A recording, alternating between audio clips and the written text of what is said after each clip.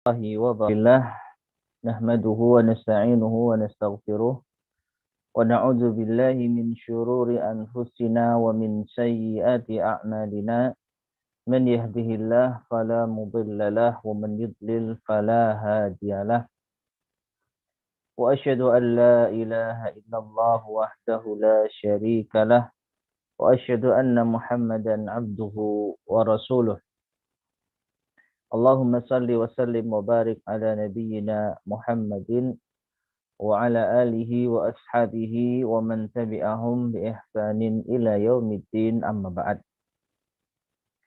Ma'asyiral muslimin, ibu-ibu sekalian, para jamaah rahimani wa rahimakumullah. Alhamdulillah segala puji bagi Allah Subhanahu wa taala yang telah melimpahkan pada kita hidayah dan taufiknya sehingga kita bisa bertemu kembali di majelis yang mulia ini. Melanjutkan kembali kajian rutin kita membahas kitab Ummahatul Mukminin, biografi istri-istri Nabi Sallallahu Alaihi Wasallam yang disusun oleh Al-Imam Muhibbuddin At-Tabari rahimahullahu ta'ala. Dan pada kesempatan kali ini kita akan masuk pada yaitu Ummul Mukminin yang pertama, yaitu istri Nabi yang mulia Sallallahu Alaihi Wasallam, Khadijah bintu Khuwailid. Setelah pada pertemuan sebelumnya kita telah membahas tentang keutamaan para ummahatul mukminin secara umum. Sekarang kita masuk pada pembahasan biografi mereka secara khusus. Dimulai dari ummahatul mukminin atau ummul mukminin Khadijah bintu Khuwailid radhiyallahu taala anha. Bagi ibu-ibu yang memiliki kitabnya bisa melihat mulai halaman 85. Ya, yaitu kitab Ummahatul Mukminin terjemah yang diterbitkan oleh Pustaka Gria Ilmu. Baik, langsung saja kita masuk pada bab yang pertama. Ummul Mukminin Khadijah bintu Khuwailid Al-Qurasyiyah Al-Asadiyah. Ya, Khadijah binti Khuwailid. Di Khuwailid itu nama ayahnya. Al-Qurasyiyah karena beliau juga termasuk bagian dari suku Quraisy, Al-Asadiyah yang berasal dari Bani Asad. Az-Zubair bin Bakar rahimahullah berkata, pada masa jahiliyah, ia disebut At-Tahirah. Khadijah disebut At-Tahirah. Yang artinya adalah wanita suci. Ibunya bernama Fatimah binti Zaidah bin Al-Asam, Hubayb bin Haram bin Rawahah bin Hajar bin Abd bin Ma'is bin Amir bin Lu'ay. Ya. Jadi ini silsilah dari ibu Khadijah, ibunda dari Khadijah radhiyallahu taala anha. Nah, Khadijah bintu Khuwailid. Khuwailid itu nama ayahnya, sedangkan ibunya bernama Fatimah. Kemudian laki-laki yang menikahinya sebelum Nabi Shallallahu Alaihi Wasallam. Telah kita ketahui dan hal yang sudah ma'ruf menurut sejarah Nabi yang mulia Sallallahu Alaihi Wasallam, bahwasanya Khadijah ini adalah istri Nabi Sallallahu Alaihi Wasallam yang dinikahi oleh beliau dalam keadaan menjanda. Ya, sebelum menikah dengan Nabi Sallallahu Alaihi Wasallam, Khadijah sudah pernah menikah dengan laki-laki yang lainnya. Disebutkan di sini, Ibnu Syihab berkata, sebelum menikah dengan Nabi Sallallahu Alaihi Wasallam, Khadijah menikah dengan dua laki-laki. Nah, maksudnya itu menikah dengan seorang laki-laki, kemudian meninggal, lalu menikah dengan laki-laki yang lain. Ya, bukan menikah sekaligus dengan dua orang laki-laki, bukan. Ya, tidak seperti itu. Tapi menikah dengan seorang laki-laki, kemudian meninggal, kemudian menikah lagi dengan seorang laki-laki, kemudian meninggal, barulah menikah dengan Nabi Shallallahu Alaihi Wasallam. Nah, laki-laki pertama adalah Atik bin Abid bin Abdullah bin Amr bin Makhzum. Ya, jadi suami pertamanya Khadijah adalah Atik bin Abid. Ya, nah, Khadijah melahirkan Harithah untuk Atik. Ya, jadi dengan hasil pernikahan Atik dengan Khadijah lahirlah Harithah. Ya, jadi Khadijah menikah dengan Atik, kemudian lahirlah anak yang bernama Harithah. Satu. Setelah Atik meninggal, Khadijah dinikahi oleh Abu Halah At-Taimi. Ya, Abu Halah At-Taimi. Nanti akan disebutkan siapa nama aslinya. Adapun kunyahnya adalah Abu Halah. Abu Halah berasal dari Bani Asad bin Umair. Khadijah melahirkan dua anak laki-laki untuk Abu Halah. Ya, dua anak laki-laki untuk Abu Halah. Ibnu Ishaq berkata, saat masih perawan, Khadijah menikah dengan Atik bin Abid. Setelah Atik meninggal, Khadijah dinikahi oleh Abu Halah. Namanya Malik bin An-Nabbashi bin Zurarah dari Bani Umar bin Taim, sekutu Bani Abduddar. Ya, jadi namanya Abu Halah itu Malik bin An-Nabbashi. Ya, mungkin nama yang tidak familiar di telinga kita ya, karena memang suami Khadijah yang terdahulu tidak termasuk di antara orang-orang yang dikenal dan memiliki stories untuk Islam. Baik. Nah, jadi dari Abu Halah inilah Khadijah melahirkan seorang anak laki-laki dan seorang anak perempuan. Namun tidak disebutkan di sini siapa namanya ya.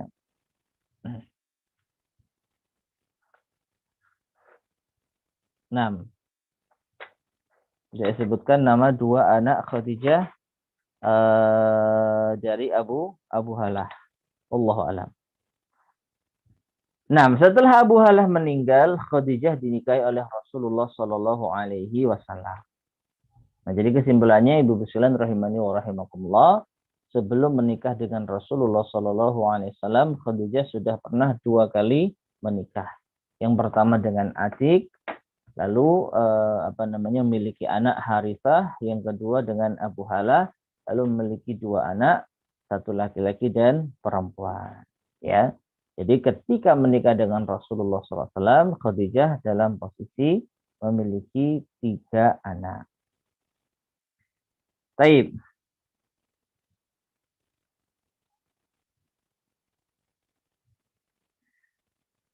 Ad-Darqutni berkata, Abu Halah Malik bin An-Nabbashi bin Zurarah. Nama yang sama juga diriwayatkan dari Qatadah. Ia berkata, Abu Halah Hind bin Zurarah bin An-Nabbashi.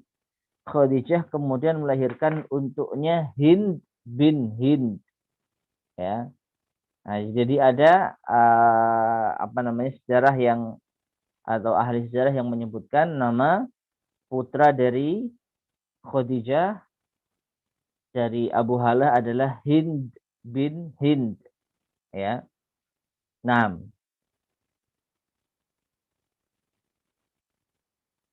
karena nama lain dari Abu Halah yang disebutkan oleh para ulama adalah Hind bin Zurarah. Ya, Hind bin Zurarah.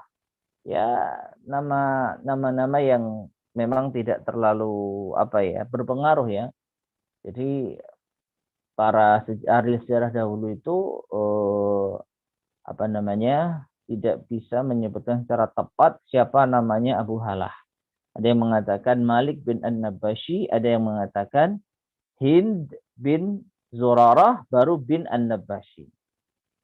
Nah, diriwayatkan dari Ibnu Syihab bahwa laki-laki pertama yang menikahi Khadijah adalah Abu Halah, setelah itu Adi. Ya, ini bahkan dibalik ya. Jadi menurut ahli sejarah yang lainnya, laki-laki atau suami pertamanya Khadijah justru Abu Halah, kemudian baru Adi. Ya, Wallahu a'lam bishawab. Ya, artinya atau intinya status suami Khadijah sebelum dengan Nabi SAW itu tidak dianggap, sehingga tidak terlalu penting untuk membahas sejarah siapa yang lebih dahulu menikah dengan Khadijah. Apakah Atik, apakah Abu Halah. Nah, baik. Kemudian kita masuk pada pembahasan Nabi Shallallahu Alaihi Wasallam memperdagangkan harta Khadijah sebelum menikahinya. Nah, sebelum kita masuk pada pembahasan ini, kesimpulannya, Khadijah pernah 2 kali menikah, ya, dan kedua suaminya tersebut meninggal dunia.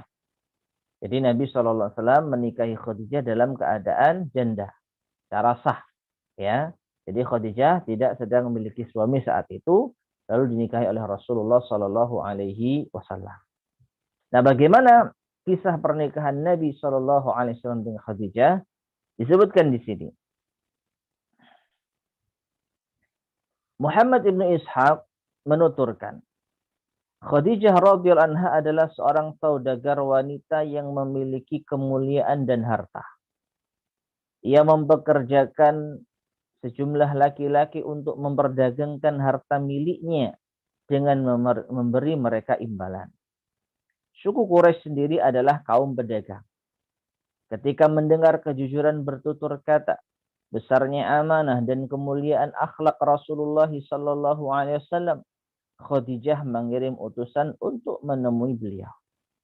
Ia menawarkan beliau untuk memperdagangkan harta miliknya ke Syam dan bersedia memberi beliau imbalan terbaik yang tidak pernah ia berikan kepada para pedagang lain.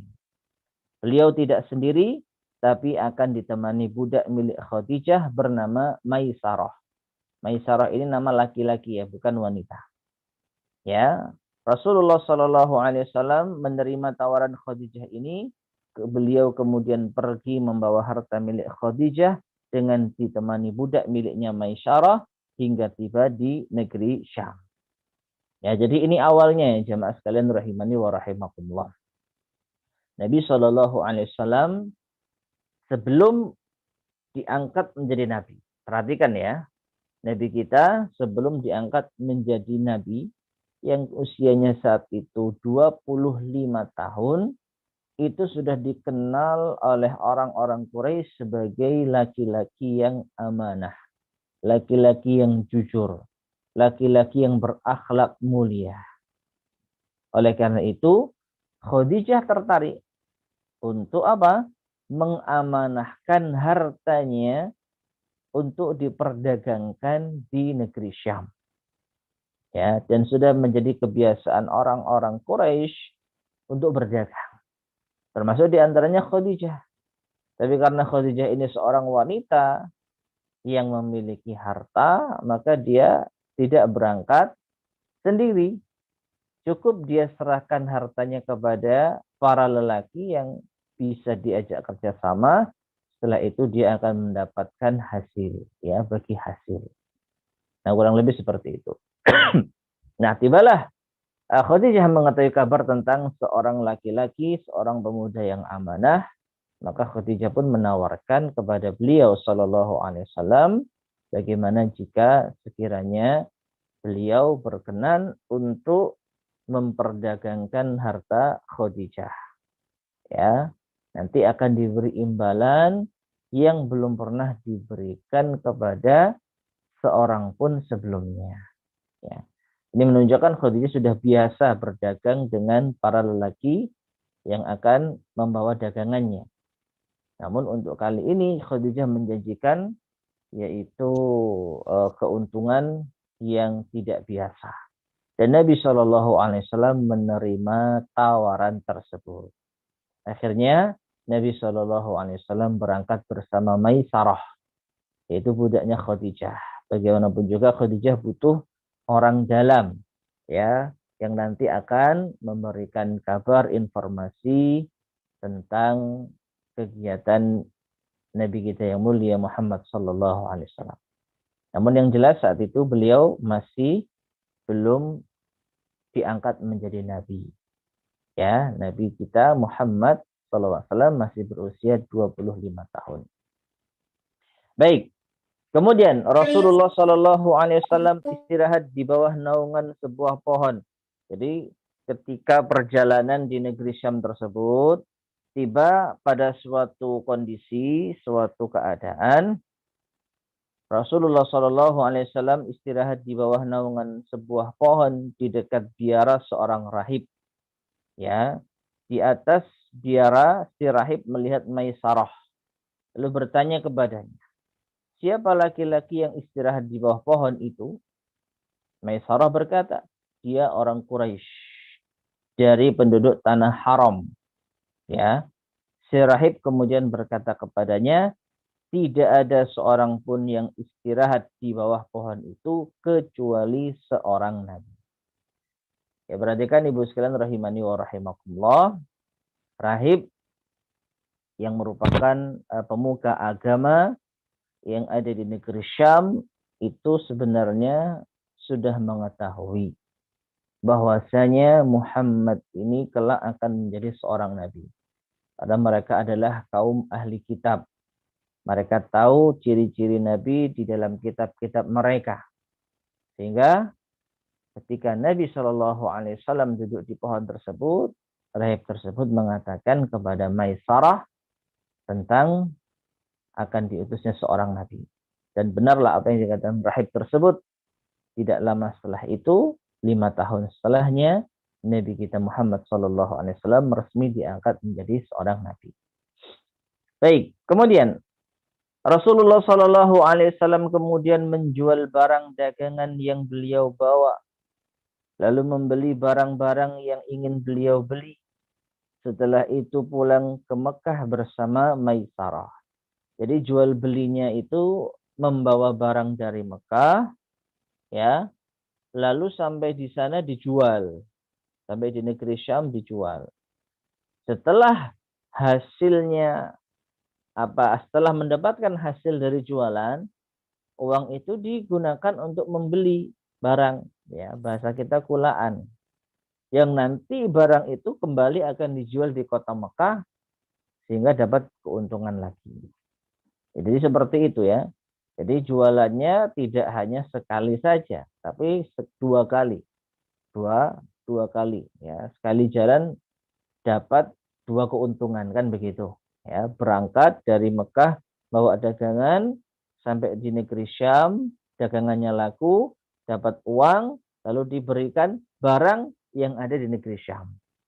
Dibawa lagi ke kota Mekah, barang-barang itu dijual lagi kepada penduduk kota Mekah dan sekitarnya, lalu mendapatkan hasil. Nah, jadi seperti itu.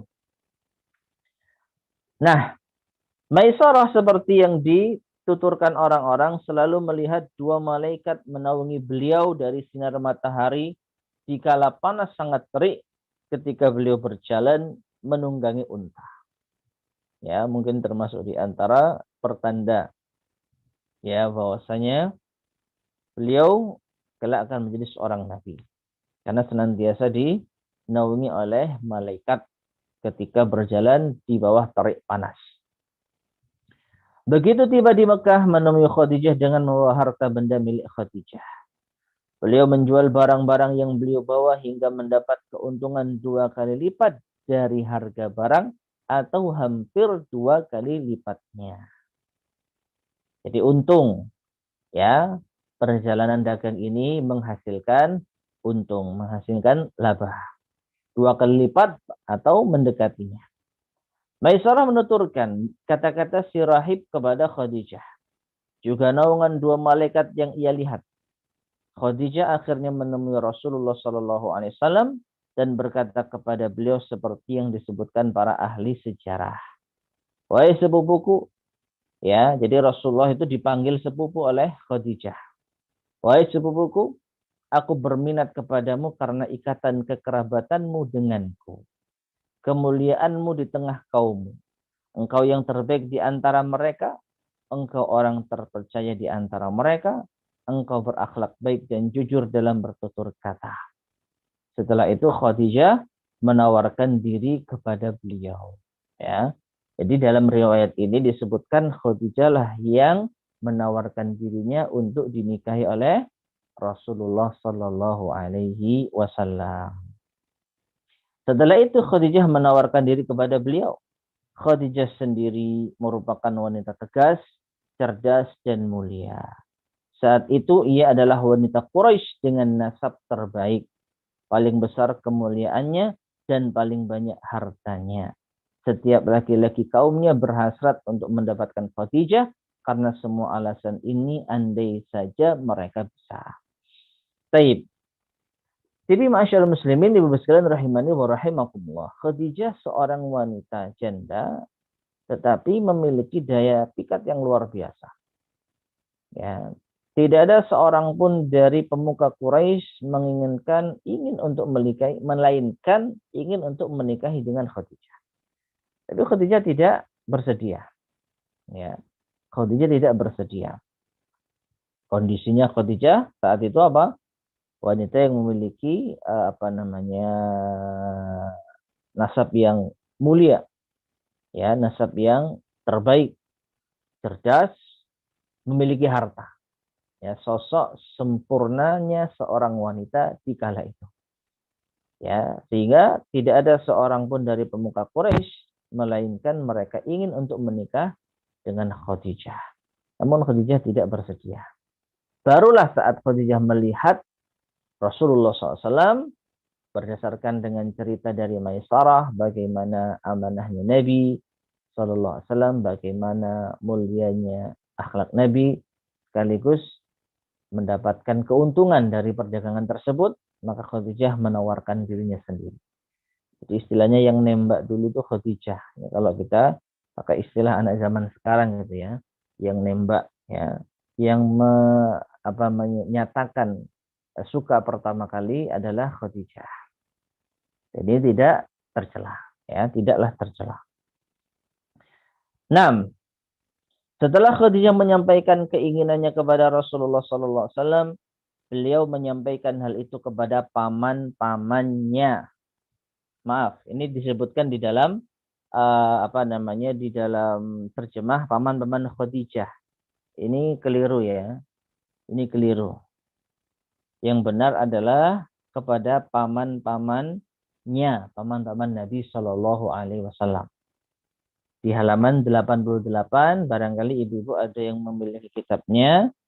Di situ tertulis di dalam cetakan kitab ini, beliau menyampaikan hal itu kepada paman-paman Khadijah. Jadi seakan-akan Rasulullah SAW setelah dilamar Khadijah, maka beliau menyampaikan kepada paman-paman Khadijah. Ini keliru. Ya, keliru.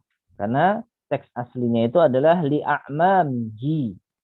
Ya, Rasulullah SAW menyampaikan hal itu kepada paman-pamannya, paman-paman Rasulullah. Ya, dan itulah yang terjadi. Setelah Rasulullah dilamar oleh Khadijah, maka Rasulullah seorang yang tidak memiliki ayah dan ibu, ya, ayah dan ibu sudah meninggal, maka beliau menyampaikan ini kepada keluarga, kerabat, dan tentu saja kerabat Rasulullah yang ada saat itu adalah paman-pamannya. Jadilah Rasulullah berembuk kepada paman-pamannya. Bagaimana tentang tawaran Khadijah ini. Akhirnya Rasulullah SAW pergi bersama Hamzah bin Abdul Muttalib. Ya, pamannya Rasulullah yang bernama Hamzah. Hingga menemui Khuwailid bin Asad. Lalu meminangnya. Ya, jadi Hamzah bin Abdul Muttalib ini adalah pamannya Rasulullah yang diajak Rasulullah Shallallahu Alaihi Wasallam untuk menemui walinya Khadijah, yaitu Khuwailid bin Asad. Ya. Lalu meminangnya. Rasulullah Shallallahu Alaihi Wasallam kemudian menikahinya dan memberinya mahar. Rasulullah Shallallahu Alaihi Wasallam tidak memadu Khadijah hingga ia meninggal dunia. Ya, ini termasuk di antara keutamaan Khadijah. Satu-satunya wanita yang menjadi istri Nabi Shallallahu Alaihi Wasallam yang tidak dimadu hingga meninggal dunia. Nanti setelah Khadijah meninggal, barulah Nabi Shallallahu Alaihi Wasallam menikahi dengan para wanita yang dimadu. Baik, kemudian seluruh anak beliau anaknya Rasulullah Shallallahu Alaihi Wasallam kecuali Ibrahim. Ia adalah anak Mariyatul Qibtiyah yang akan disebutkan selanjutnya. Jadi anaknya Nabi Shallallahu Alaihi Wasallam semuanya itu berasal dari Khadijah. Ya, ada Fatimah, ada Ummu Kulsum, ada yaitu Abdullah, kemudian ada Al-Qasim. 6. Kecuali satu yaitu Ibrahim. Adapun Ibrahim maka ia adalah putra dari Maryah Al-Qibtiyah. Rasulullah SAW menikah atau memiliki anak dari budak beliau yang bernama Maryah Al-Qibtiyah. Taib. Khadijah bintu Khuwailid pernah menceritakan kepada Waraqah bin Naufal, saudara sepupunya, memeluk agama Nasrani, membaca kitab-kitab Samawi, kisah yang disampaikan budak Khadijah yaitu Maisarah terkait kata-kata rahib dan 2 malaikat yang selalu menaungi beliau di tengah kafilah, hingga Waraqah berkata, jika semua ini benar, wahai Khadijah, berarti Muhammad adalah nabi umat ini. Aku tahu seorang nabi untuk umat ini tengah dinantikan dan sekaranglah zamannya. Atau seperti yang dikatakan Waraqah. Waraqah lama sekali menanti munculnya Islam dan berkata sampai kapan. Tentang kisah Waraqah ini, ma'asyiral muslimin rahimani wa rahimakumullah, kisah yang cukup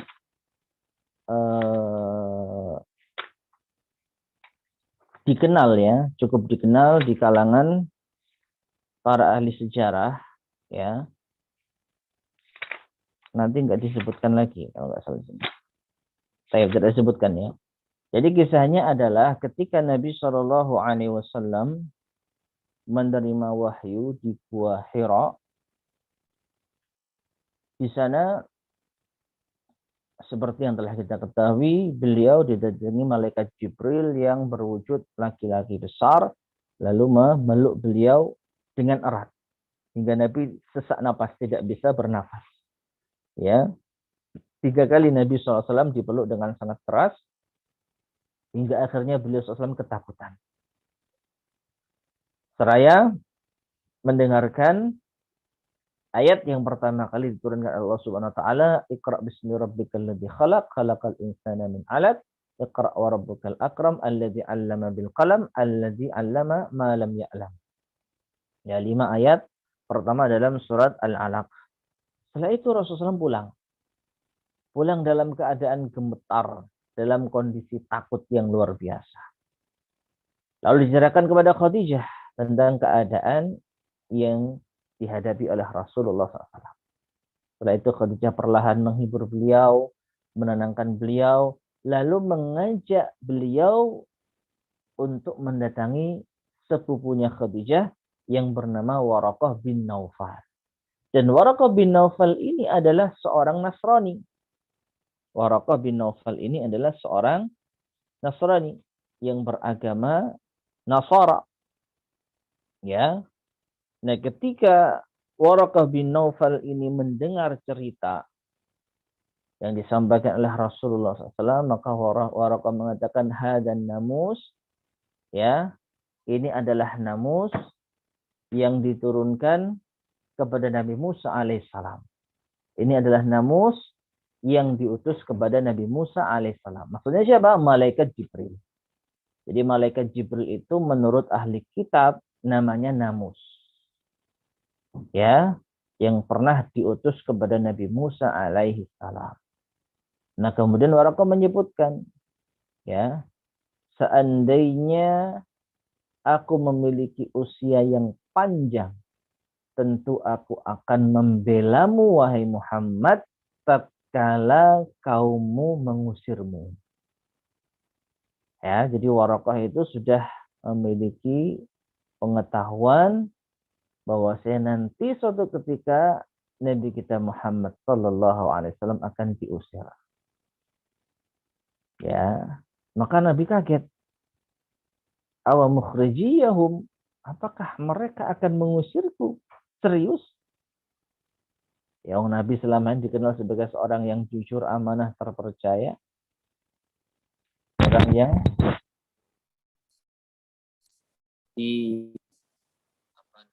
dihormati keputusannya dinanti.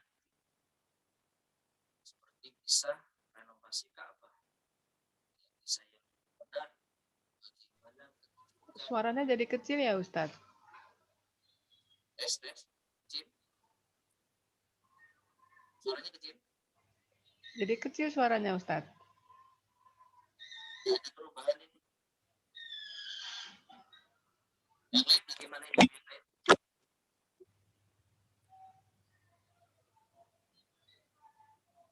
Tes.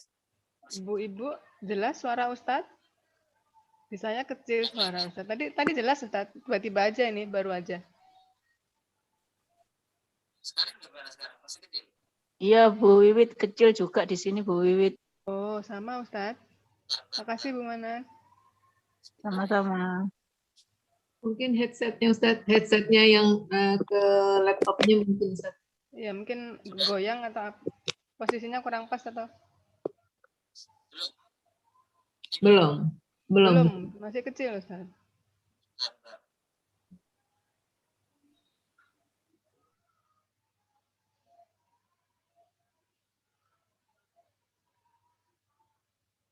Malah nggak ada suara ini Ustadz.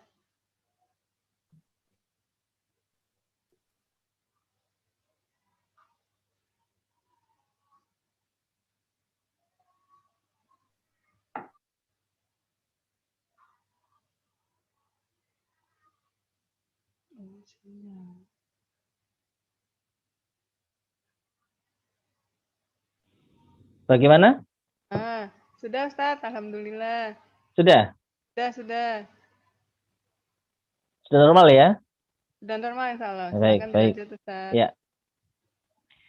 Baik, jadi Waraqah bin Naufal mengatakan kepada Nabi Shallallahu Alaihi Wasallam, seandainya aku memiliki usia yang panjang, aku akan membelamu wahai Muhammad dengan pembelaan yang besar. Tatkala engkau diusir oleh kaum. Maka Rasulullah SAW kaget, apakah mereka akan mengusir saya? Ya. Maka Waraqah mengatakan tidak ada seorang pun yang datang dengan apa yang engkau bawa semisal ini, melainkan ia akan dimusuhi. Ya. Jadi tidaklah seorang yang membawa risalah semacam ini kecuali dia akan dimusuhi oleh kaumnya. Nah, perkataan Waraqah ini, ma'asyiral muslimin, ibu sekalian rahimani wa rahimakumullah, merupakan dukungan besar kepada Nabi Shallallahu Alaihi Wasallam. Kalau sekiranya nanti orang-orang itu mengusir Nabi SAW, maka Waraqah akan membelanya. Nah, ketika dijelaskan atau ketika kita melihat kondisi Waraqah yang sudah tua renta, apa yang bisa diharapkan dari seorang Waraqah? Apa yang bisa diharapkan dari seorang tua renta untuk membela Nabi dari kaumnya? Maka disebutkan oleh para ulama kita, paling tidak Waraqah akan membela Nabi dari segi hujjah, dari segi argumentasi. Bagaimanapun juga Waraqah adalah ahli kitab Nasrani, yang mana orang-orang ahli kitab itu sangat dihormati oleh orang-orang Quraisy. Ya. Jadi kita perlu mengetahui sejarah bahwasanya orang-orang Quraisy ini adalah orang-orang yang ummi. Mereka rata-rata orang-orang yang tidak atau buta pengetahuan. Mereka orang-orang yang jauh dari informasi. Mereka kalah strata kehidupannya dibandingkan dengan ahli kitab. Baik itu Yahudi dan Nasrani. Ya, hanya saja orang-orang Quraisy ini memiliki jati diri yang sangat kuat karena mereka merasa mereka adalah pengikut Nabi Ibrahim. Pengikut Nabi Ibrahim alaihissalam. Meskipun ini hanya klaim semata. Karena pada hakikatnya mereka sudah jauh dari agama Nabi Ibrahim alaihissalam. Agama Nabi Ibrahim adalah agama yang lurus, agama tauhid, agama yang menyembah hanya kepada Allah, agama yang jauh dari kesyirikan. Sedangkan orang-orang Quraisy sudah merubah agama Nabi Ibrahim dengan agama kesyirikan, menyembah berhala dan lain sebagainya. Ya, oleh karena itu, jati diri orang-orang Quraisy tetap senantiasa seperti ini. Mereka mengklaim adalah pengikut Nabi Ibrahim alaihi salam. Mereka mengklaim adalah pengikut Nabi Ibrahim dan Ismail alaihi assalam. Nah, sedangkan orang-orang ahli kitab, mereka merasa lebih mulia dibandingkan dengan orang Quraisy. Ahli kitab lebih banyak nabi yang mereka miliki. Ya, Nabi Musa, Nabi Isa. Nah, termasuk Waraqah bin Naufal, orang Nasrani memiliki Nabi Isa alaihissalam. Jadi, Waraqah merasa memiliki keilmuan yang lebih dibandingkan dengan orang-orang Quraisy. Sehingga ketika nanti misalnya orang-orang Quraisy yaitu mengusir Nabi Shallallahu Alaihi Wasallam, menolak ya kenabian yang beliau bawa, maka Waraqah akan membela bahwasanya Nabi SAW adalah benar-benar seorang nabi berdasarkan keterangan dari kitab Injil misalnya. Nah, itulah harapan dari Waraqah. Seandainya aku memiliki usia panjang, aku akan membelamu wahai Muhammad tatkala engkau diusir oleh kaum, tatkala engkau dimusuhi oleh kaum. Namun ternyata Allah berkehendak lain. Tidak lama setelah itu Waraqah meninggal dunia. Ya, Waraqah meninggal dunia.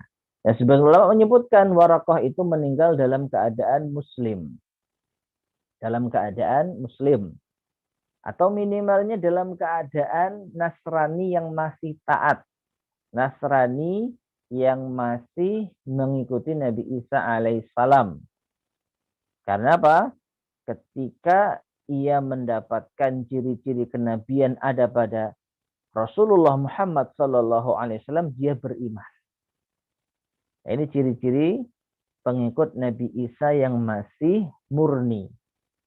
Jadi mengimani Nabi terakhir yang tertera di dalam kitab mereka, kitab Injil. Ya, nah oleh karena itu para ulama kita menganggap Waraqah adalah seorang yang beriman. Bisa masuk Islam atau dia Nasrani, tapi Nasrani yang masih taat, masih mengikuti Nabi Isa alaihi assalam. Nah, akhirnya Waraqah meninggal dunia dalam keadaan belum sempat membela Nabi Shallallahu Alaihi Wasallam. Jadi pembelaan Waraqah tidak tercapai, tidak terjadi ya. Karena setelah Nabi SAW diusir pada tahun ke-13 atau ke-10 ke atas masa kenabian, maka beliau sendiri berjuang. Ya, tidak ditemani oleh Waraqah. Baik. Kemudian masyarakat muslimin rahimani wa rahimakumullah, penjelasan kosakata kita lewati saja.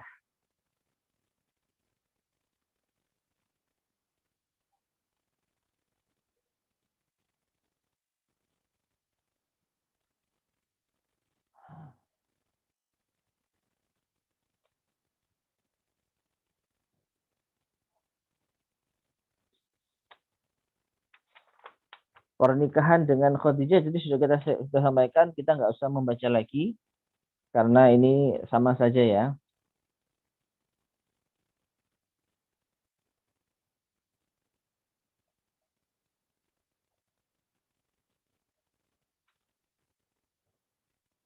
Baik, kita baca bagian terakhir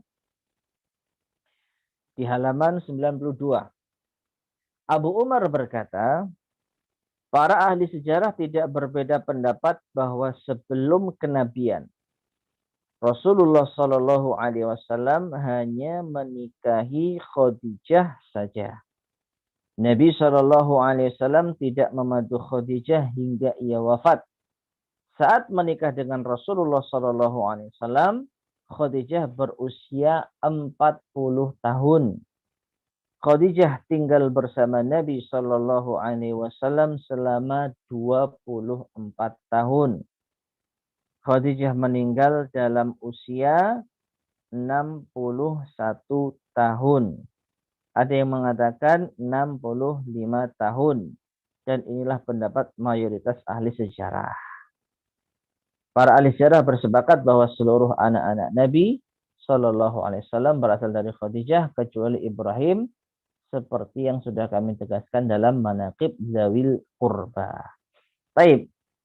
Jadi ibu sekalian rahimani wa rahimakumullah, cukup panjang perjalanan rumah tangga Nabi Shallallahu Alaihi Wasallam dengan Khadijah radhiyallahu taala anha. Bahkan kalau kita lihat yang paling lama yang paling lama. Ya, 24 tahun. Nabi Shallallahu Alaihi Wasallam berusia 25 tahun. Menikah dengan Khadijah yang berusia 40 tahun. Kemudian Nabi Shallallahu Alaihi Wasallam diangkat menjadi Rasul di usia berapa? 40 tahun. Berarti sudah 15 tahun Nabi Shallallahu Alaihi Wasallam berumah tangga dengan Khadijah. Ya, ini belum jadi nabi loh ya, belum jadi nabi. Masih menjadi seorang laki-laki biasa, tapi sudah memiliki keistimewaan, sudah memiliki akhlak yang mulia. Jadi masa 15 tahun berumah tangga dengan Khadijah, statusnya bukan menjadi istri Nabi, tapi istrinya Muhammad. Seorang laki-laki yang amanah, jujur, terpercaya. Nah, 10 tahun setelah itu Khadijah meninggal dunia. Jadi sudah 15 tahun menemani Nabi kita, belum menjadi Nabi. Kemudian setelah menjadi Nabi, Khadijah masih menjadi istri Rasulullah SAW selama 10 tahun. Di sini disebutkan selama 24 tahun. Bagaimana itu penghitungannya? Karena menurut sejarah yang saya ketahui, Khadijah itu meninggal pada tahun ke-10 masa kenabian. Tahun ke-10 masa kenabian. Jadi 15 tahun menikah dengan Rasulullah belum menjadi Nabi, ditambah 10 tahun ketika menjadi Nabi. Harusnya 25 tahun ya. Jadi Khadijah menjadi istrinya Rasulullah sepanjang 25 tahun. Karena setelah itu Khadijah meninggal dunia. Khadijah meninggal dunia. Nah makanya ada yang mengatakan Khadijah meninggal dalam usia 61 tahun. Ada yang mengatakan 65 tahun. Kalau 65 tahun maka pas. Ya, Khadijah menjadi istrinya Rasulullah selama 25 tahun. Ya, menikah saat usia 40, meninggal saat usia berapa? 65. Berapa jumlahnya? 65 tahun dikurangi 40, 25 tahun. 25 tahun. Sedangkan istri-istri Nabi yang lainnya, yang paling lama Aisyah dan Saudah, itu hanya berapa tahun? Ya, Aisyah dan Saudah itu dinikahi oleh Rasulullah pada tahun ke-10 atau ke-11 setelah Khadijah meninggal. Anggaplah ke-11 masa kenabian. Tahun ke-12, tahun ke-13, kemudian hijrah ke Madinah. Hijrah selama berapa tahun? Nabi di Madinah selama berapa tahun? 10 tahun. 2 tambah 10, 12 tahun. Bayangkan, maksimal 12 tahun. Istri Nabi sepeninggal Khadijah itu menemani Rasulullah Shallallahu Alaihi Wasallam. Ya, jelas Khadijah memiliki kenangan dan keutamaan yang besar. Meskipun hanya menemani Rasulullah 10 tahun, dan itu pun masa susah-susahnya. Ya, Khadijah menemani Rasulullah selama 10 tahun saat menjadi Nabi dan Rasul, itu kondisi susah-susahnya. Kondisi susahnya. Berdakwah, diancam dengan berbagai macam gangguan, siksaan, ujian. Nah, setelah Nabi SAW hijrah, kehidupan Nabi mulai membaik. Disitulah baru Nabi SAW menikah dengan para wanita. Barulah Nabi SAW menikahi istri-istri beliau yang lainnya. Nah, Ibu sekalian rahimani wa rahimakumullah. Di sini kita bisa merasakan ya betapa Khadijah ini wanita yang tidak tergantikan ya bagi Nabi Shallallahu Alaihi Wasallam. Sampai-sampai Khadijah sudah meninggal saja, Aisyah masih cemburu. Padahal sudah meninggal. Kenapa? Karena Nabi Shallallahu Alaihi Wasallam ketika memberi hadiah selalu teringat dengan Khadijah. Berikanlah ini, dia itu sepupunya Khadijah. Berikan kepada si fulan, dia itu masih kerabatnya Khadijah. Berikan kepada sana, dia itu masih punya hubungan dengan Khadijah. Padahal Khadijah sudah meninggal dunia. Aisyah mendengarkan itu cemburu dia. Ya, cemburu. Padahal Khadijah sudah meninggal dunia. Tapi karena Nabi SAW masih senantiasa mengenangnya. Ya, sehingga Khadijah adalah wanita terbaik yang pernah menemani Nabi SAW. Bahkan disebutkan di dalam keutamaan beliau, ya wanita terbaik, ahli surga, di antaranya adalah Khadijah radhiyallahu ta'ala anha. Baik. Walimah Nabi SAW saat menikahi Khadijah. Al-Mulla menyebutkan dalam sirahnya bahwa saat Nabi SAW menikahi Khadijah, beliau hendak pergi. Lalu Khadijah berkata kepada beliau, mau kemana? Engkau wahai Muhammad, sembelihlah 1 atau 2 ekor unta, lalu berilah makan orang-orang. Nabi SAW melakukan permintaan Khadijah. Inilah walimah pernikahan pertama yang dilakukan oleh Nabi Sallallahu Alaihi Wasallam. Ya, jadi walimahnya Nabi itu apa? 2 ekor unta, 1 atau 2 ekor unta. Kemudian Khadijah radhiyallahu anha masuk Islam. Inilah kisah tentang Nabi SAW menerima wahyu. Sebenarnya ini erat kaitannya dengan kisah Nabi SAW menerima wahyu.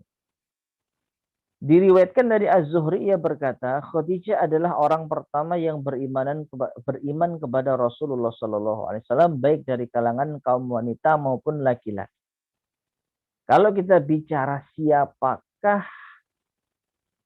orang yang beriman kepada Rasulullah SAW pertama kali, ya kita nggak lihat laki atau perempuannya. Ya, siapakah orang yang pertama kali beriman kepada Rasulullah SAW? Maka jawabannya Khadijah. Meskipun kalau dirinci, kalau dari kalangan perempuan Khadijah, kalau dari kalangan laki-laki antara Abu Bakar atau Ali bin Abi Thalib. Ya, itu kalau kita rinci. Laki-laki yang pertama kali beriman Abu Bakar atau Ali bin Abi Thalib. Wanita yang pertama kali beriman Khadijah radhiyallahu anha. Tapi kalau kita tidak melihat jenis kelamin, siapakah orang yang pertama kali? Kalau pertanyaannya orang, siapakah orang yang pertama kali beriman kepada Rasulullah SAW? Maka jawabannya 1, Khadijah radhiyallahu anha. Nah, diriwayatkan dari Az-Zuhri, ia berkata Khadijah adalah orang pertama yang beriman kepada Rasulullah SAW. Diriwayatkan dari Abu Rafi radhiyallahu anhu, Rasulullah SAW bersabda pada hari Senin, Khadijah salat di akhir hari Senin. Kisah yang sama juga diriwayatkan dari Ibnu Abbas.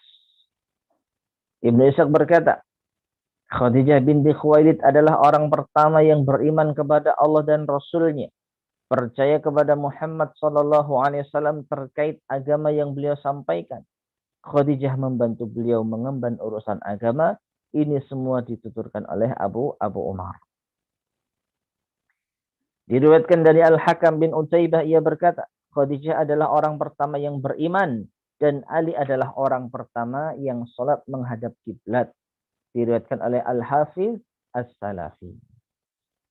Diriwayatkan dari Ibnu Abbas radhiyallahu anhu, ia berkata, Allah Azza wa Jalla mengutus Muhammad 65 tahun setelah renovasi Ka'bah.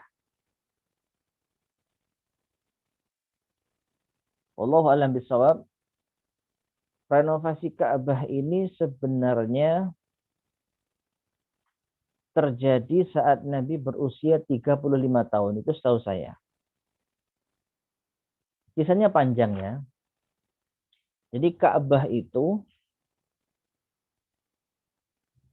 dahulunya bukan seperti Ka'bah yang kita lihat. Ka'bah dahulu itu hanya dinding tapi nggak terlalu tinggi sekali, tanpa atap.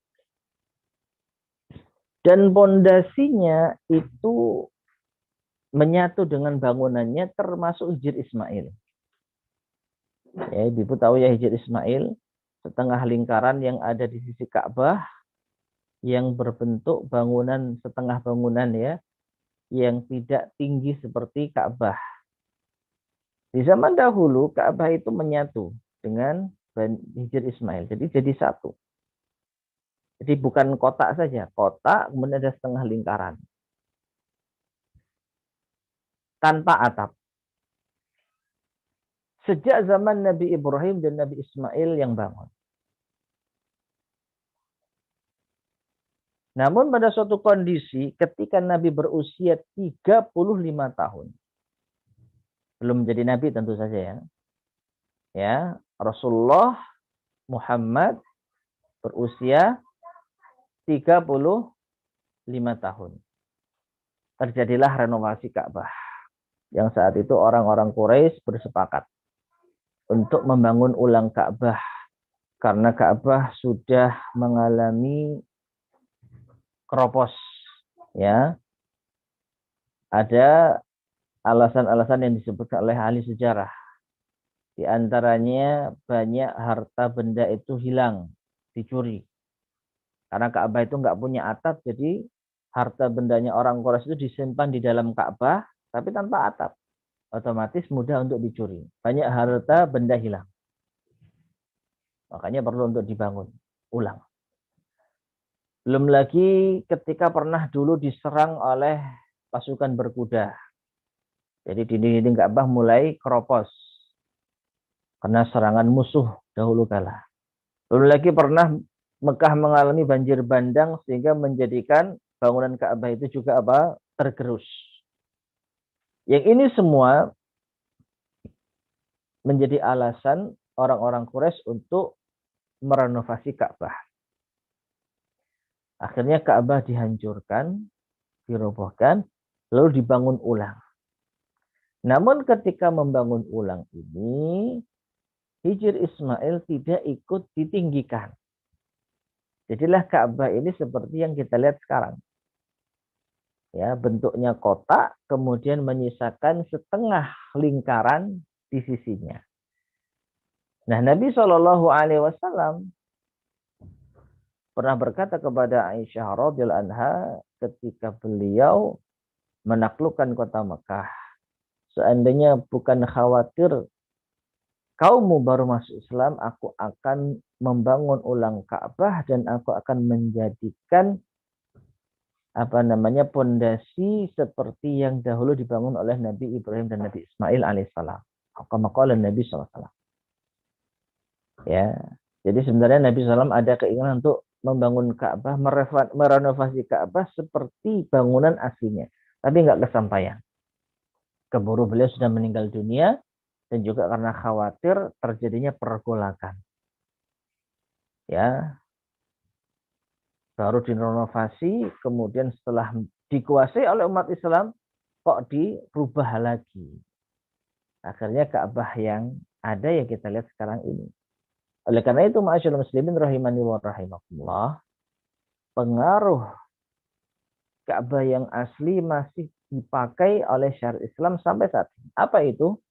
Ketika seorang umroh ataupun haji, tatkala mereka tawaf, harus melewati Hijr Ismail.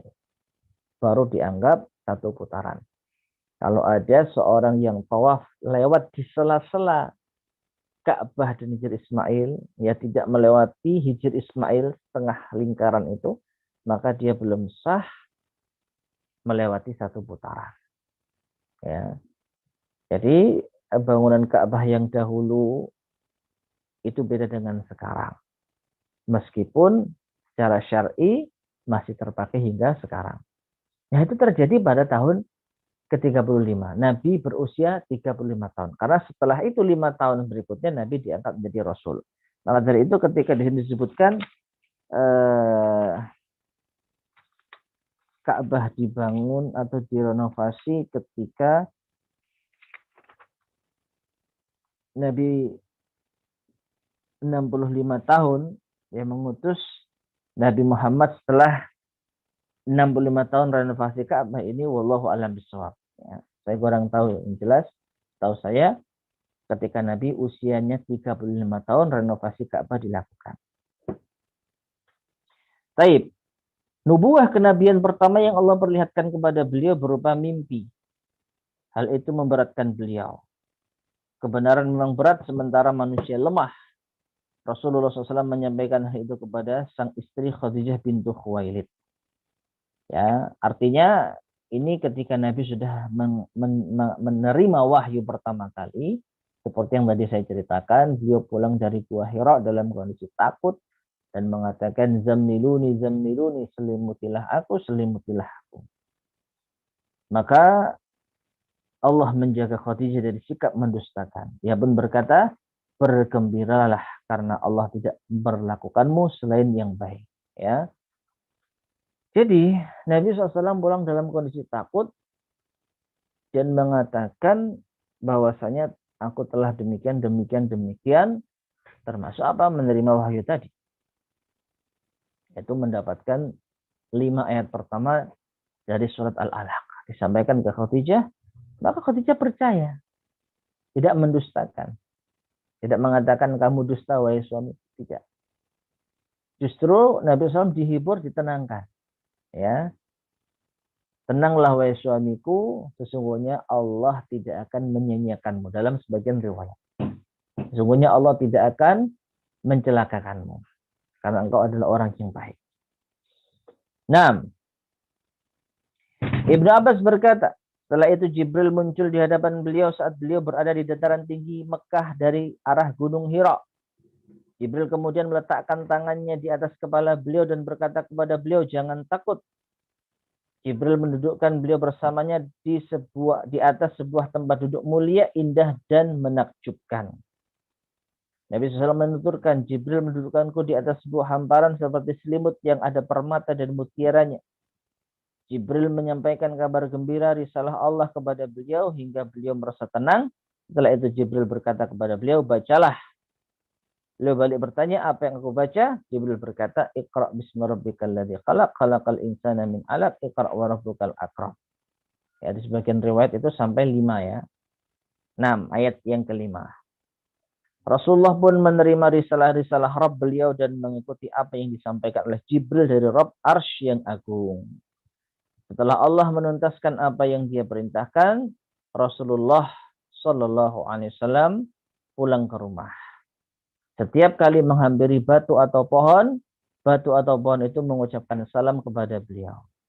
Kesejahteraan semoga terlimpah kepadamu wahai Muhammad. Salam alaika ya Rasulullah. Beliau pulang dengan merasa yakin bahwa beliau telah meraih keberuntungan besar. Setelah masuk menemui Khadijah, beliau berkata, wahai Khadijah, tahukah kamu apa yang aku lihat dalam mimpi dan yang aku ceritakan kepadamu itu benar-benar muncul. Dia Jibril yang diutus Rabb-nya. Beliau menceritakan kepada Khadijah apa yang beliau lihat dan dengar. Khadijah lantas berkata, bergembiralah demi Allah, Allah tidak akan memperlakukanmu selain yang baik. Aku menerima apa yang diberikan kepadamu dari Allah karena itu benar adanya. Bergembiralah karena kau adalah utusan Allah sesungguhnya. Baik, ya. Jadi ini sisi lain dari kisah Nabi SAW bersama Khadijah saat beliau menerima wahyu pertama kali. Diriwayatkan dari Sa'id bin Abdul Aziz, ia berkata, Abu Hanifah tidak menyampaikan sesuatu pun yang lebih mengherankan kami melebihi riwayat ini. Ia berkata, wanita pertama yang beriman adalah Khadijah, laki-laki pertama yang masuk Islam adalah Abu Bakar As-Siddiq, dan pemuda pertama yang masuk Islam adalah Ali bin Abi Thalib. Baik, masyarakat muslimin rahimani wa rahimakumullah. Tentang masalah ini sudah tadi kita sampaikan ya. Secara umum manusia pertama kali yang masuk Islam tanpa melihat jenis laki-laki atau wanita adalah Khadijah. Tapi kalau diperinci, maka wanita pertama kali yang beriman adalah Khadijah. Sedangkan laki-laki pertama kali yang beriman, di sini para ulama berbeda pendapat. Ada yang mengatakan Ali bin Abi Thalib, ada yang mengatakan Abu Bakar As-Siddiq. Ya. Yang mengatakan Ali bin Abi Thalib karena melihat secara zahir. Zahirnya apa? Zahirnya itu Ali bin Abi Thalib adalah sepupu Rasulullah SAW yang diasuh oleh beliau. Ya. Jadi termasuk di antara keunikan kehidupan Nabi Sallallahu Alaihi Wasallam. Nabi ini diasuh oleh Abu Thalib ketika masih kecil, kan begitu. Jadi Nabi SAW lahir dalam keadaan yatim. Kemudian disusui di perkampungan Bani Sa'ad 4 tahun. Kemudian kembali bersama ibunya 2 tahun meninggal. Kemudian diasuh oleh kakeknya 2 tahun meninggal. Kemudian diasuh oleh Abu Thalib pamannya Nabi SAW sampai Abu Thalib meninggal. Ya, sampai Abu Thalib meninggal. Nah, ketika Nabi SAW sudah dewasa, sudah menjadi laki-laki, gantian beliaulah yang mengasuh sepupunya sendiri, yaitu Ali bin Abi Thalib. Ya, jadi Nabi dulu kecilnya diasuh Abu Thalib, ketika Nabi dewasa gantian mengasuh anaknya Abu Thalib yang bernama Ali.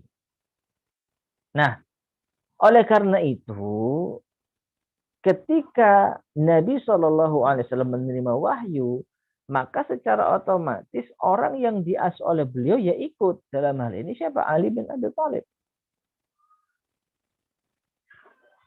Otomatis Ali bin Abi Thalib beriman. Karena beliau adalah seorang anak yang diasuh oleh Nabi SAW. Nah, beda dengan Abu Bakar. Abu Bakar beriman karena memang beliau tidak memiliki kekerabatan dengan Rasulullah. Beliau murni beriman karena keyakinan. Jadi di sini para ulama mendudukkan siapa laki-laki yang pertama kali beriman antara dua ini, Abu Bakar dan Ali. Kalau dilihat dari siapa yang paling dulu, Ali. Tapi kalau dilihat dari siapa yang benar-benar beriman paling dulu, Abu Bakar. Kenapa? Karena keimanan Ali ini keimanan yang otomatis bahasa kita. Ya karena Ali ini ngikut Rasulullah. Mau nggak mau ya ikut Rasulullah. Jadi keimanannya Ali ini ya bisa dikatakan keimanan yang wajar. Tapi Abu Bakar As-Siddiq radhiyallahu anhu, beliau beriman karena keyakinan. Beliau menjadi seorang laki-laki yang dewasa yang memiliki pilihan. Kalau beliau mau, beliau nggak beriman, bisa saja. Tapi beliau lebih memilih beriman. Beda dengan Ali bin Abi Thalib, seakan-akan ya Ali bin Abi Thalib nggak ada pilihan karena ikut Rasulullah. Ya Rasulullah kemana Ali pasti ikut. Nah, tapi Abu Bakar beda.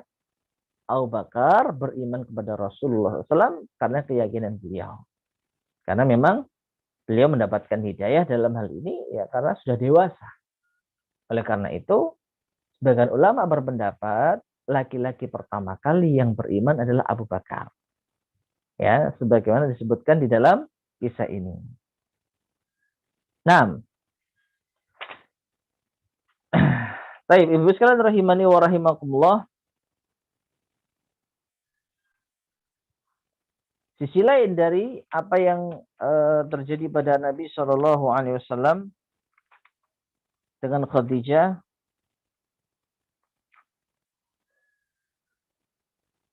adalah saat Nabi SAW khawatir atas diri beliau.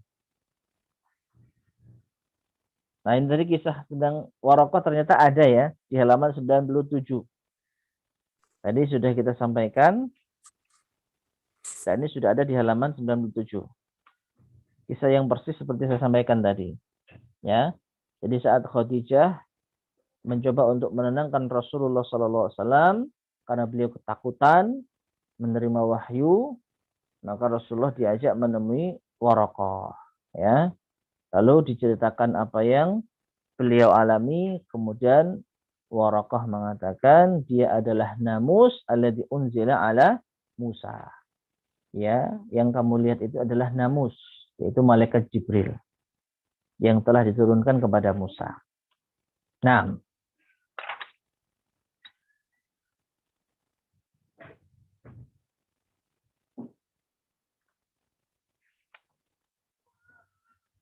baik, Ibu sekalian rahimani wa rahimakumullah.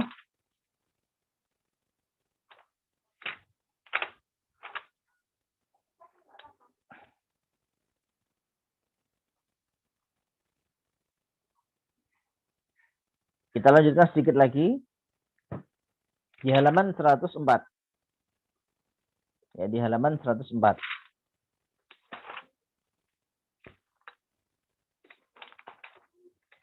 Yaitu ayat-ayat Al-Quran yang turun karena Khadijah. Diriwayatkan dari Hisham bin Urwah dari ayahnya, ia berkata, Jibril tak kunjung datang kepada Nabi SAW, lalu Khadijah berkata, Rabbmu telah menjauhimu karena dia melihatmu berkeluh kesah. Ya. Lalu Allah Subhanahu wa taala menurunkan firman-Nya, "Wadduha wal laili idza saja. Ma wadda'aka rabbuka wa ma qala." Surat Ad-Duha ayat 1 sampai 3. Ma'asyiral muslimin rahimani wa rahimakumullah. Jadi pernah suatu ketika Rasulullah SAW merasa rindu dengan ayat-ayat Allah Subhanahu wa taala yang diturunkan kepada beliau. Ya. Jadi Nabi SAW pertama kali menerima wahyu itu berat. Pertama kali menerima wahyu itu berat dan menjadi beban yang besar. Ayat ke-1 sampai ke-5 dalam surat Al-Alaq. Sampai Nabi pulang dalam keadaan gemetar, lalu meminta untuk diselimuti. Itu kisah awalnya. Dan Nabi benar-benar trauma.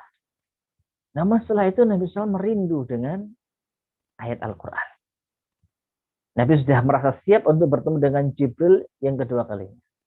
Akhirnya turun ayat yang berikutnya, surat Al-Muddathir atau surat Al-Muzammil. Ya. Surat Al-Muzammil atau surat Al-Muddathir. Nabi kaget lagi, tapi Nabi lebih siap. Nah, hingga akhirnya beliau terus-menerus sangat berharap untuk senantiasa Allah menurunkan ayatnya. Jadi sudah menjadi rindu. Dulunya takut, kemudian rindu, akhirnya semakin rindu. Nah, suatu ketika Nabi pernah merasa kok nggak turun-turun ya ayat ini. Kok nggak ada wahyu lagi ya. Lalu Khadijah nyeletuk. Ya, Khadijah komentar. Mungkin saja Allah telah menjauhimu karena kamu berkeluh kesah, wahai suamiku. Ya. Karena kamu sering mengeluh, mungkin saja Allah menjauhimu. Allah nggak menurunkan ayatnya lagi. Maka setelah itu Allah turunkan ayatnya. Ya. Wadduha wal laili idza saja ma wadda'aka rabbuka wa ma qala. Wadduha demi waktu duha. Wal laili idza saja dan demi malam yang apabila telah sunyi. Ma wadda'aka rabbuka wa ma qala. Tidaklah Rabbmu itu meninggalkanmu wahai Muhammad dan tidak pula membencimu. Jadi seakan-akan ayat ini diturunkan atas komentar Khadijah. Ya, jadi Khadijah berkomentar, mungkin Allah sudah lupa kamu, wahai suamiku, karena kamu suka berkeluh kesah. Maka Allah menurunkan ayatnya, membela Rasulullah SAW, bahwa Allah tidak membenci Rasulullah, Allah tidak memusuhi Rasulullah SAW. Ya, jadi ini murni kebijakan Allah, kenapa Allah belum menurunkan ayatnya. Namun yang jelas surat Ad-Duha ini adalah surat yang Allah turunkan sebagai respon atas komentar Khadijah. Nah, jadi seakan-akan apa? Allah menurunkan ayat ini karena Khadijah radhiyallahu taala anha. Baik, Ibu sekalian rahimani wa rahimakumullah, masih ada beberapa kisah yang akan kita lanjutkan insyaallah. Mungkin kita sisakan pada pertemuan berikutnya ya, karena ada beberapa kisah lagi yang nanti akan kita sambung dengan Aisyah radhiyallahu anha. Baik, sampai sini barangkali ada yang ditanyakan. Baik, Ustaz. Ibu silahkan, barangkali ada yang mau ditanyakan, bisa langsung ke Ustaz. Oke, silakan. Di mute audionya. Mau langsung melalui chat juga, atau di chat atau mau juga bisa. langsung bisa. Oke, silakan.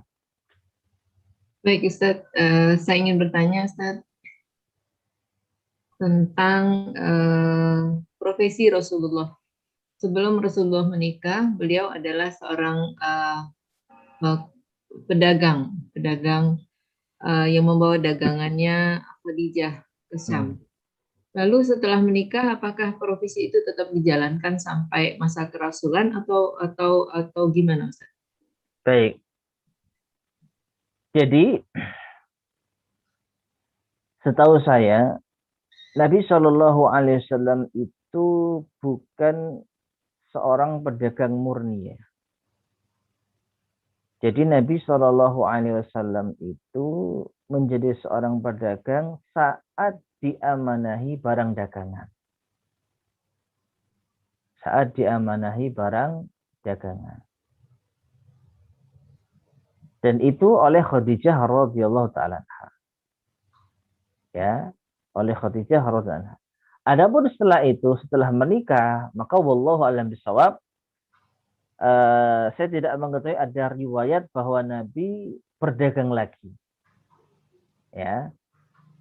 Karena kalau kita lihat alur cerita yang tadi disampaikan, Khadijah ini bisa dikatakan merekrut Rasulullah Shallallahu Alaihi Wasallam itu mungkin ada apa istilahnya ya, maksud lain.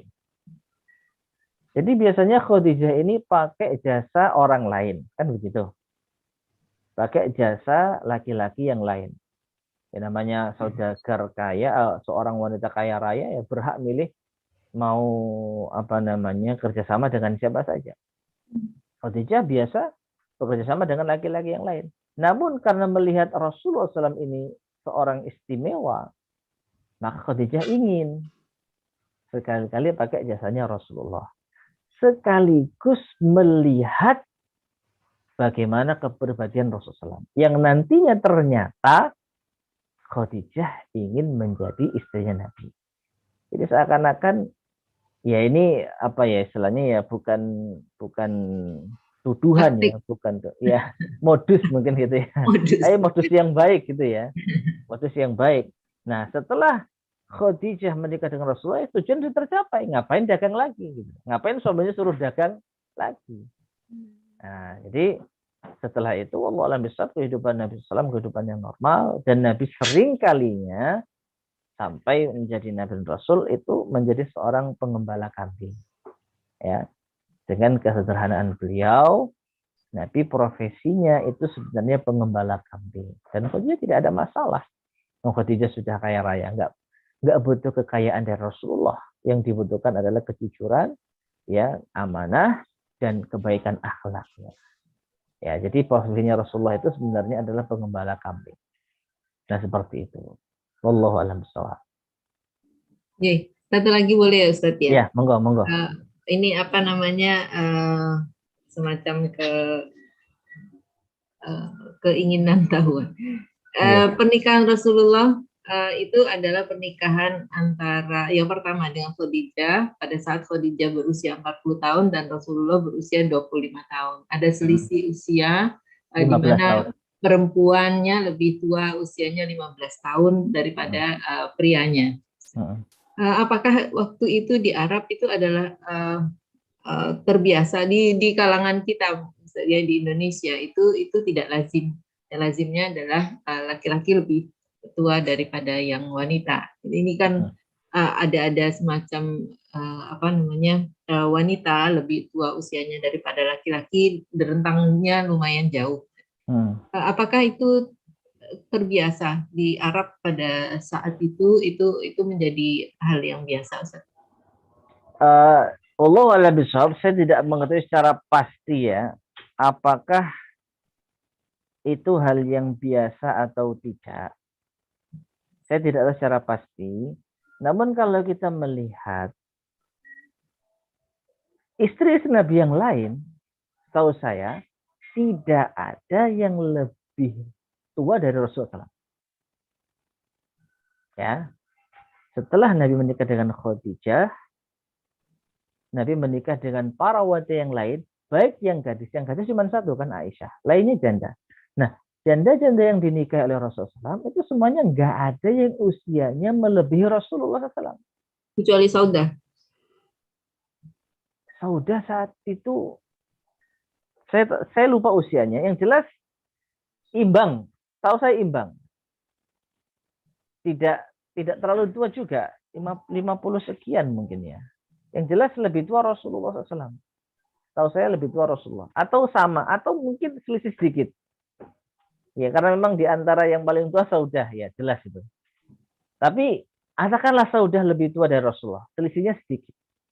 Karena yang meninggal dulu Rasulullah SAW. Baru Saudah. Baru istri Nabi yang lain.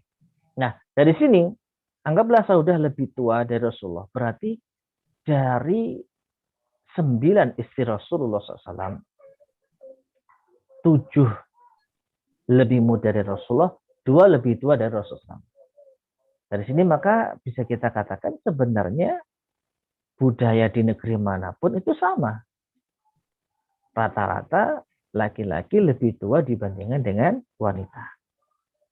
Namun dalam kondisi-kondisi tertentu, ada kalanya seorang laki-laki lebih memilih wanita yang lebih tua.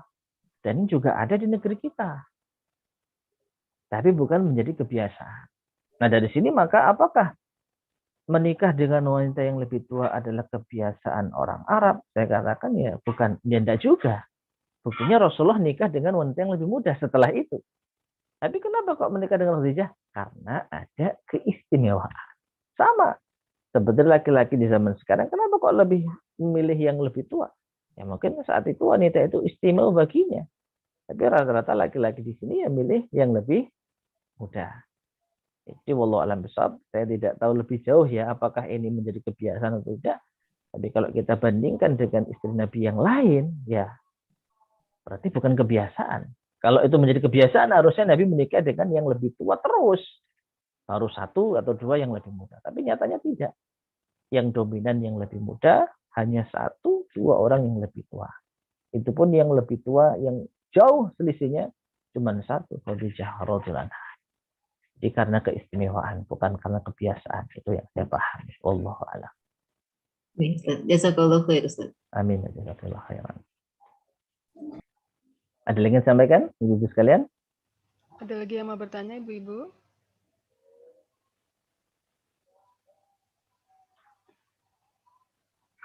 Di chat juga nggak ada, Ustaz. Mungkin sudah nggak ada. Cukup ya? Salah cukup, Ustaz. Baik, saya tutup ya. Silahkan. Baik, ibu sekalian, rahimani wa rahimakumullah.